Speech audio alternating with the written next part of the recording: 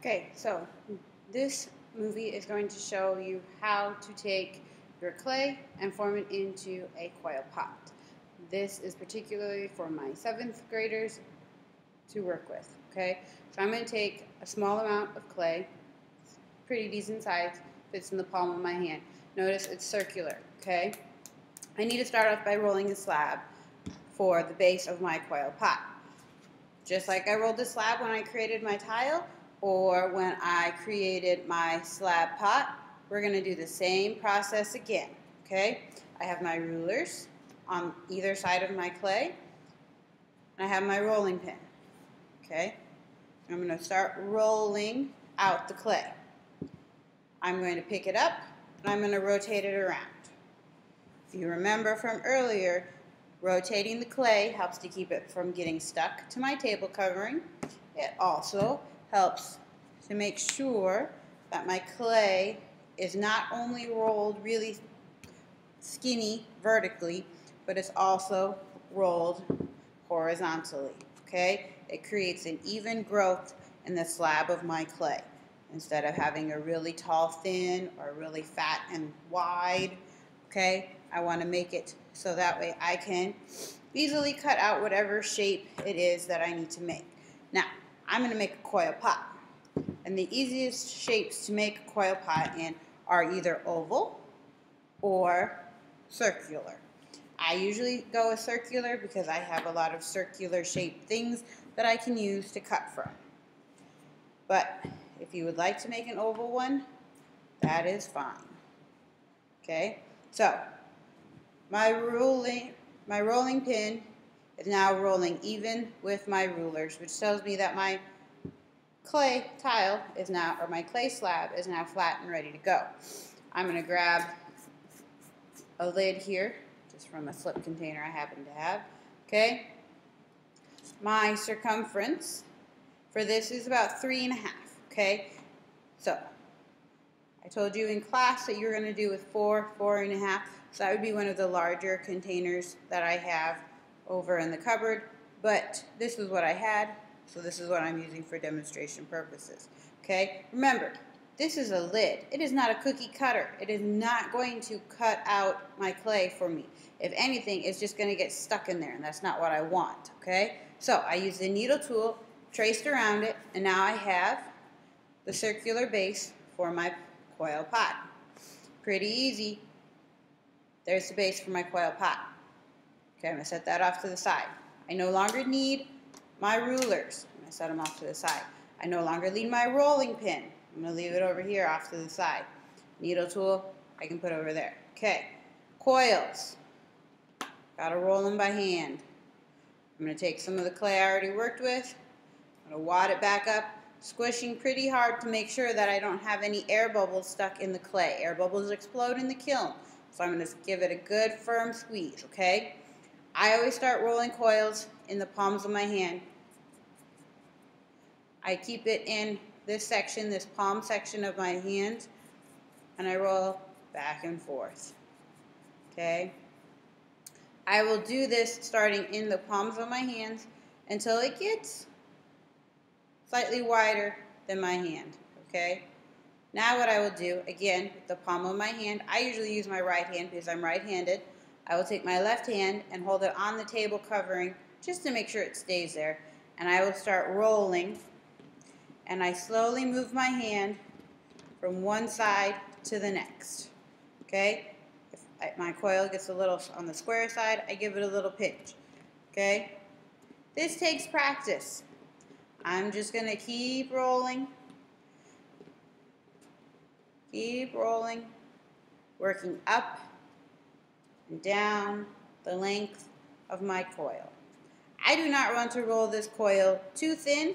I do not want to leave this coil too thick. I want to make sure that my coil is fairly even with the thickness of my slab. So there's my slab. Here's my coil. Okay? They are just about even in thickness. So, I have my slab, my circular base for my coil.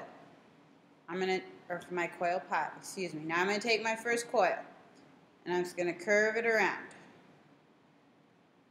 It fits. It's a little big, but that's okay. First thing I'm going to do, I'm going to take and I'm going to score. Now, the last time I saw you guys scoring, you guys are taking big old divots out of your clay. You don't need to do that. You're just adding some texture, basically, to score up the perimeter of your circle. Okay? I didn't squish the side. There's nothing missing. It's not fringed. It's just scored. Okay? I'm going to do the same thing with my coil. Really, really quick. Just add some texture to help it adhere to the clay. All right. I got my old glaze container here full of some old slip. Okay? I'm going to take some. Now I can apply this to the coil or the base. I usually just apply it to the base. Okay? The more slip I have, the gooier it's going to be, just like when you guys put together your slab boxes. Some of you found that out the hard way. Okay? So, I've got some slip. Now I'm going to take, I'm going to lay my coil around my pot. And I will trim it short. Okay? Put it together. Okay. Now, on my coil pots, I smooth the inside first. I actually bring the clay down into the base of my pot. Okay? Just like when I added that coil to hold my two pieces together for my slab pot, you can see there's still a lot of coil left, but I have physically moved clay from the coil into the base. That's what I want to do all the way around. Okay? All the way around. I'm not trying to kill it. I'm not trying to put an indentation in it. I just want to move some of that clay down. Okay? By moving the clay down, I am forcing myself to have to actually physically join the two pieces of clay together. Okay? So I do that. Then I take and I run my finger the opposite direction around the coil. I do this step after every single coil. Why? Because then I don't have to worry about it. It's done. One less thing I have to think about on my list of things to get done. All right, time for another coil. Take some clay. Squish it together good. Okay, the more I do this squishing, the drier it's getting. The more I roll it, the drier it's getting. Okay? Some of you found that out the hard way as well. Okay, roll it between my palms of my hands.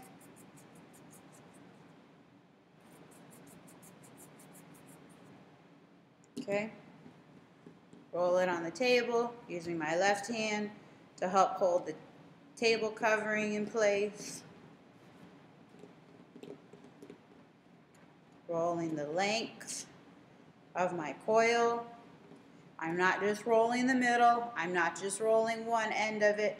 I'm rolling the whole entire thing. I want to make the whole thing as even as I can. If I just have the middle really, really skinny and the ends are really, really bulky, I'm not creating an even coil. And I want to create an even coil. Okay? So, I'm going to fit the coil around just like I did before. Trim off any extra I might have. Okay. So, time to score again. Rough up the top of the clay.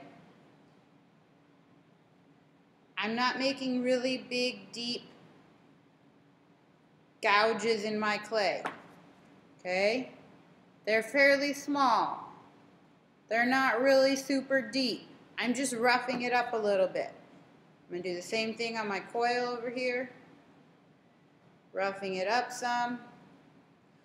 Okay, gonna take some slip. I like to apply it to the base. I don't know, it's my personal preference. Probably doesn't really necessarily make that big of a difference if you apply it to the coil or to the base. Okay, now I joined my first coil right here. So I want to make sure that I am not joining my coil in the same exact location. Okay, so I'm going to go to the opposite side and put that first coil joint towards me, and I made sure that the center of my coil was covering that to make a stronger hold. Okay, I'm just wiping the excess slip off my fingers. I'm going to do the same exact process that I did before. My left hand supports my clay wall, and I squish it down.